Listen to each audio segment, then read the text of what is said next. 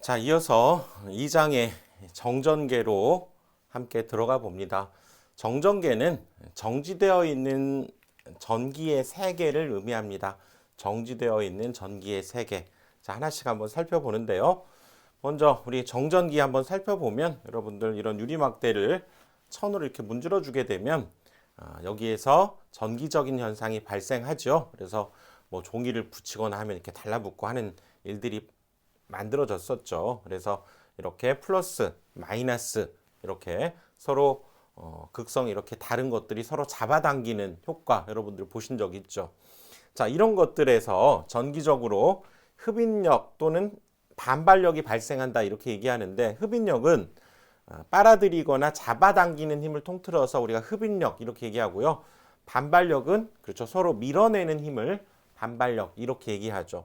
자, 이런 성질들이 있다는 것을 가지고 이제 이 마찰 전기가 어느 것이 더 잘 발생하고, 즉 플러스 쪽에서 마이너스 쪽으로 서로 문질렀을 때 발생하는 것들이 이런 순서로 이렇게 문질러 주게 되면 왼쪽으로 갈수록 플러스, 오른쪽으로 갈수록 마이너스 성질을 띠는 그런 전기적인 현상이 만들어진다는 얘기죠. 마찰을 해주면 뭐 외울 필요까지는 없습니다. 그러면 이제 정전 유도라고 하는 것을 우리가 배우는데요. 정전 유도라고 하는 것은 지금 여기 이렇게 생긴 이건 정상 상태의 어떤 물질이라고 할 수 있죠.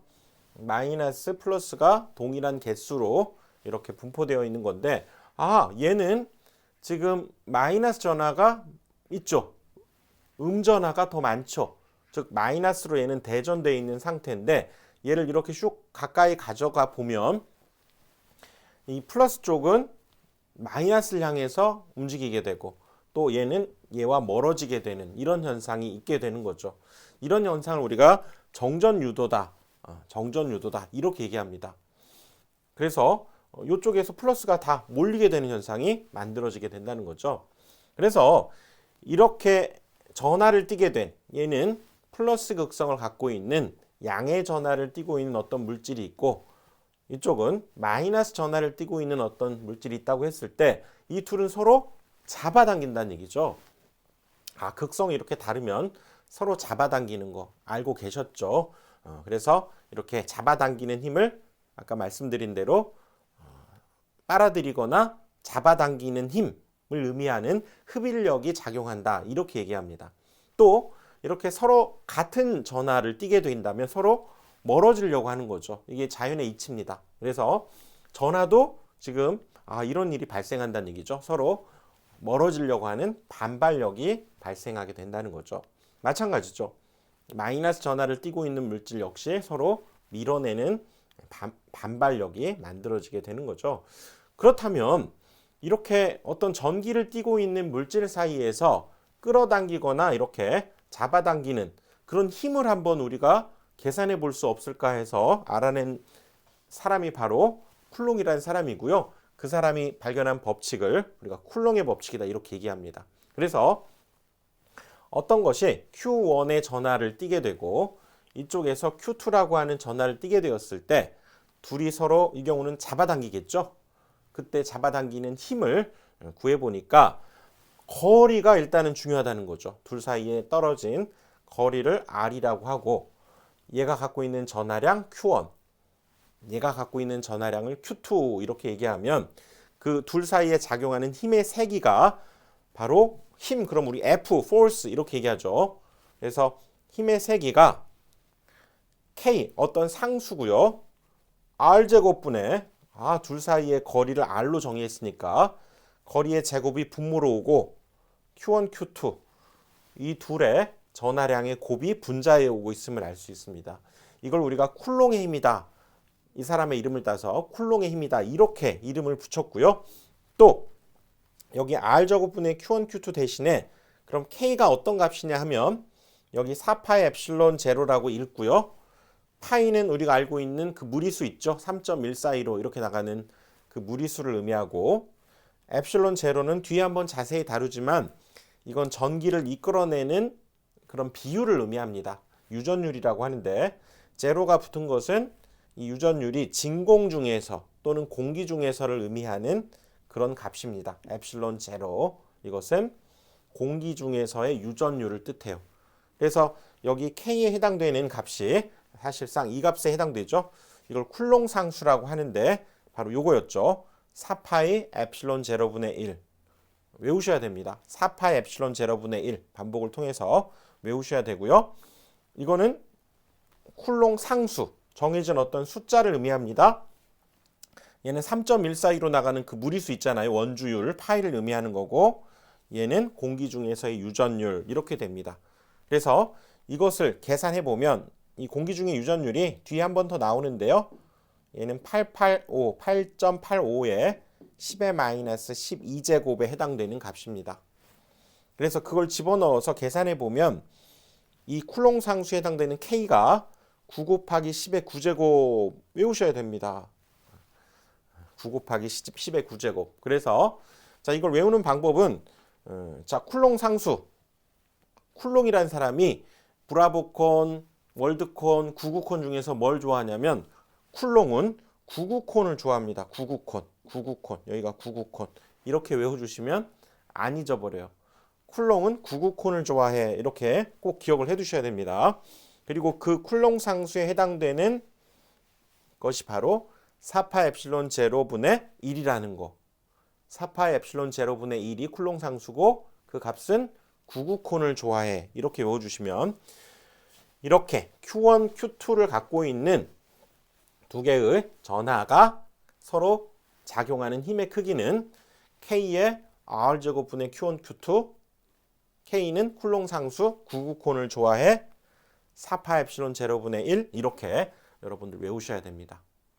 자, 이렇게 해서 쿨롱 상수였고요. 이것은 우리가 한번 비교해 보자면 질량 M1, M2를 가지고 있는 만유인력 법칙 있잖아요. 이건 참고로 이건 뉴턴이 발견한 법칙과 똑같습니다. 뉴턴이 이 두 개의 질량을 갖고 있을 때 서로 잡아당기는 힘을 계산했죠. R제곱분의 M1, M2. 오호, 이거는 이제 그렇죠? 뉴턴 상수라고 해서 뭐 이런 값을 갖는데요. 이건 뭐 외울 건 없고요. 아, 이 꼴과 오호 똑같다는 걸 알 수가 있죠. 쿨롱의 법칙이 우리는 중요합니다. 이 만유인력 법칙 안 중요하고요. 시계 형태가 똑같다는 걸 착안해서 이건 반지름에 그러면 반지름이 아니죠. 둘 사이의 거리의 제곱에 반비례한다. 이렇게 우리가 해석할 수 있고 각각의 전하량의 곱에 비례한다. 분모에 있으면 반비례, 분자에 있으면 비례한다. 그랬었죠. 자, 쿨롱 상수 구구콘을 좋아해 기억을 합시다. 자, 이제 한번 어떤 문제가 나오냐면 보면 진공 중에 두 점전하 Q1, Q2가 거리 R만큼 떨어진 사이에서 작용하는 정전력의 크기를 옳게 나타낸 것. 쿨롱의 힘, 그 공식을 그대로 그냥 물은 거죠. 그러니까 여기 R제곱분의 Q1, Q2인 걸 찾아야 되고 이런 거 안 되죠. R제곱분의 Q1, Q2인 걸 찾아야 되고 구구콘을 좋아해 이것만 알고 있으면 1번이 답이라는 걸 이렇게 쉽게 찾을 수 있습니다. 자, 이게 기출문제라는 거예요. 이런 형태가 나온다는 거죠. 자, 방금 제가 말씀드렸던 엡실론 제로가 뭐냐 이걸 이제 본격적으로 한번 얘기를 해보는데요. 자, 그리스 문자 저걸 엡실론이다 이렇게 읽고요. 이걸 유전율이다 이렇게 말합니다. 자, 이건 뭐냐면 여기에 이렇게 금속판 두 개를 이렇게 놓고 여기에 플러스 마이너스 이렇게 가하게 되면 여기에 마이너스 전하가 이렇게 충전이 되고요. 여기에도 이렇게 플러스가 이렇게 축전이 된다 이렇게 얘기합니다. 이걸 축전지라고 하는데 아무튼 이렇게 금속판을 놓고 이렇게 두게 되면 여기에 전하가 유도된다. 전하가 이끌어내진다. 그 얘기죠. 전하가 이렇게 만들어지게 됩니다. 플러스 마이너스가. 근데 여기에다가 공기가 아니라 이 전에 거는 이 빈 사이가 공기가 지금 들어있는 거죠. 공기가 아니라 이 빈 사이에다가 어떤 물질, 뭐 고무라든가 종이라든가 이런 전기가 통하지 않는 그런 물질을 딱 집어넣고 이번에 역시 이렇게 전류를 가해 보니까 이때는 아까 축적되어 있던 플러스 마이너스보다 훨씬 더 많은 전하가 이렇게 유도된다는 거죠. 공기일 때와 또 뭐 고무일 때, 종이일 때 이럴 때 값이 다 다르다는 거예요. 이렇게 어떤 물질에 따라서 전하가 유도되는 비율이 다른데 그 전하가 유도되는 비율을 우리가 유전율이다 이렇게 얘기해요. 또 어떤 물질을 이렇게 집어넣어서 저렇게 전류를 가해주게 되면 또 적게 이렇게 전하가 유도될 수도 있고 이런 비율이죠. 그래서 전기가 통하지 않는 물질, 절연체죠. 절연체의 종류에 따라서 이런 형태로 우리가 전압을 가했을 때 전하를 축적되는 정도가 다르다는 거예요. 전하가 축적되는 정도를 우리가 정전 용량이라고 하는데 이것도 나중에 다시 한번 다룹니다. 자, 여기에 이렇게 축적되는 정도가 다른데 그럼 전하를 유도하는 정도를 우리가 유전율이라고 한다는 거죠. 말 속에 들어있죠. 전하를 이끌어내는 비율, 전하를 유도해내는 비율 이렇게 얘기를 합니다.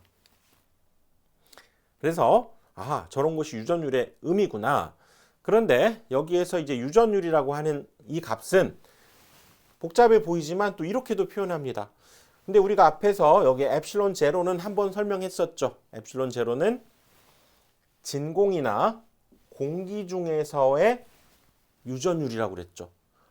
진공이라든가 공기 상태일 때 그때 전하를 이끌어내는 비율을 엡실론 제로라고 하면 여기 하나가 더 붙었네요. 엡실론 S 얘가 붙었는데 이것은 지금 유전율의 이게 정이었죠.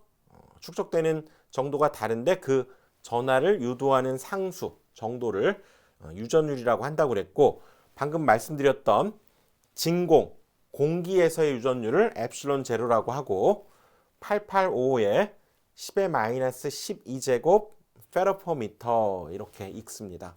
자, 단위는 나중에 우선 하고요.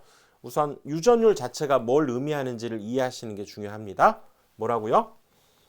전하를 유도하는 정도, 전하를 이끌어내는 정도를 유전율이라고 하고 공기 중에서 전하를 이끌어내는 정도는 8855, 10의 마이너스 12제곱. 유전에 우리가 빗대어서 한번 외워보자면 이것도 8이 8로 유전되고요. 5가 5로 5 유전이 됩니다. 그리고 유전이 잘 되다 보니까 12명의 자식이 있어요. 12명의 자식 이렇게 외워보시면 외워집니다. 885에 10의 마이너스 12제곱 페로퍼미터 이렇게 얘기를 하고요. 자, 그 다음에 이렇게 비유전율이라고 하는 용어가 등장하는데 이 엡실론 S를 비유전율이라고 합니다. 여기서 B는 아닐 B가 아니고요. 비율을 나타내는 B입니다. 비율을 나타내는 B자예요. 그래서 엡실론 S에 해당 요것을 비유전율이라고 하는데 공기의 유전율에 대한 다른 매질의 유전율의 비율 이것을 비유전율이라고 합니다. 자, 공기에서 이렇게 전하를 이끌어내는 비율이 있었다면 다른 매질이죠. 뭐 고무라든가 종이라든가 플라스틱이라든가 뭐 이런 다른 매질을 채웠을 때 더 많은 지금 전하를 이끌어냈네요.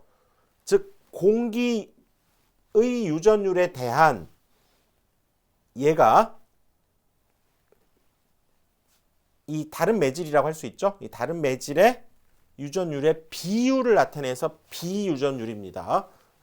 그래서 예를 들자면 자, 이걸 의미해요.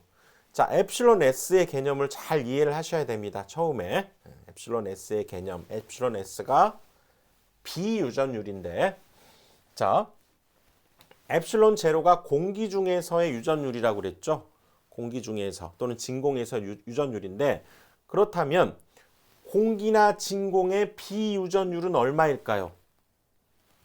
자기 자신이잖아. 그러니까 비율은 1이 된다는 거예요. 자, 종이라고 하는 유전체가 있을 때 그 녀석의 지금 비유전율을 표로 알려줬는데 1.2에서 3이라고 알려줬네요. 예를 들어서 3이라고 한번 해봅시다. 그러면 이 의미는 종이는 공기에 비해서 얘는 3배 더 전하를 이끌어낸다는 거예요. 이 비유전율 값이 3이라는 의미는 얘에 비해서 3배 더 이끌어낸다. 그렇다면 종이에서의 유전율을 엡실론이라고 하면 이 값을 구한다는 것은 공기 중에서의 유전율에다가 방금 3이라고 가정했죠. 그 비유전율 3을 곱해줘야 비로소 이 종이의 유전율을 알 수 있다는 거예요. 그래서 그때 이 3에 해당되는 값을 우리가 엡실론 S다 이렇게 쓰겠다는 거죠. 자, 원래 물질의 유전율을 그냥 엡실론이라고 하고요. 그 물질의 유전율은 이제 어떻게 구할 수 있냐면 공기 중의 유전율에다가 비유전율을 알기만 하면 그 값을 곱해서 그 물질의 유전율을 구하겠다. 이런 의미입니다. 자, 수정을 한번 봅시다. 수정은 비유전율 엡실론 S가 5라고 돼 있네요. 그러면 수정의 유전율이 5입니까? 아니라는 거예요. 얘는 비유전율이 5지 수정의 유전율을 구하라 그러면 5가 아니라 공기 중에서 유전율에다가 곱하기 5를 해야 비로소 수정의 유전율이 나온다. 그런 의미를 갖고 있습니다. 자, 이해되시나요? 이걸 이해하셔야 됩니다. 그래서 유전율 엡실론이라고 하는 것은 그냥 구하는 게 아니라 공기 중의 유전율을 알고 있다면 그 물질의 비유전율을 알게 되면 그 비유전율을 이렇게 곱해주게 되면 비로소 유전율이 되는데, 자, 예를 들어서 글리세린의 비유전율이 지금 40이라고 알려줬죠. 그럼 글리세린의 유전율은 뭐가 됩니까? 40이 아니라 얘는 엡실론 S 곱하기 40이 되는 거죠. 그리고 엡실론 S, 엡실론 제로 아까 외웠죠? 88, 5에 12명의 자식 10의 마이너스 12제곱 페르퍼미터. 반복하니까 외워집니다. 분명히. 자, 이렇게 구하는 것이 그 물질의 유전율을 구한 것이다 라고 하는 의미입니다. 그래서 여기에서 원래 그 물질의 유전율을 엡실론이라고 하면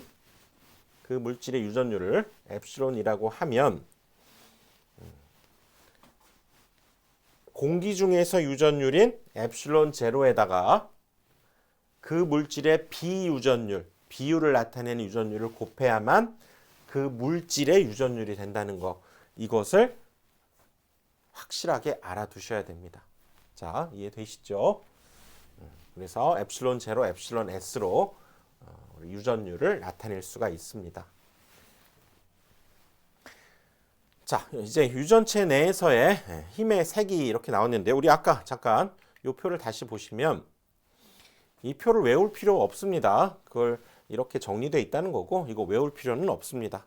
외울 필요 없어요. 자, 그래서 여기 보시면 아까 우리 거리가 R이고 Q1, Q2를 갖는 두 전하 사이에 작용하는 힘이 아까 요거라고 그랬죠. K는 쿨롱 상수라고 그랬고 이걸 다시 쓰면 진공, 공기 중에서 그럼 다시 쓰면 아까 K에 해당되는 쿨롱 상수는 4파의 엡실론 제로분의 1이라고 그랬죠. 이건 지금 진공 공기 중이니까 그대로 K 대신에 여기 K 대신에 4파 엡실론 제로분의 1을 써서 이렇게 표현했네요. 그렇죠? K 값이 4파 엡실론 제로분의 1이니까 그리고 이 값을 실제로 파이에다가 3.14 그리고 얘는 885에 10의 마이너스 12제곱을 집어넣어서 계산해 보면 K 값이 얼마라고요? 99콘을 좋아해. 이렇게 되고 만약에 공기가 아닌 다른 유전체에서 작용하는 힘을 구하라 그러면 여기는 공기였기 때문에 지금 이 값에다가 엡실론 제로를 넣었지만 공기가 아닌 다른 유전체일 때의 이 엡실론 제로 대신에 그때는 뭘 넣어야 됩니까? 엡실론을 넣어야죠. 엡실론을 넣어야 되고 이때 엡실론이 의미하는 것이 바로 엡실론 제로, 엡실론 S가 된다는 얘기죠. 공기일 때만 엡실론 제로를 쓰고 공기가 아닐 때에는 엡실론을 쓰되 엡실론 계산할 때에는 이렇게 계산해야 된다. 공기 중에서 유전율, 비유전율을 곱해서 따로 이건 계산해야 된다. 그 얘기라고요. 자, 이것이 지금 유전율의 의미를 이해하신 겁니다. 자, 일단 여기에서의 포인트는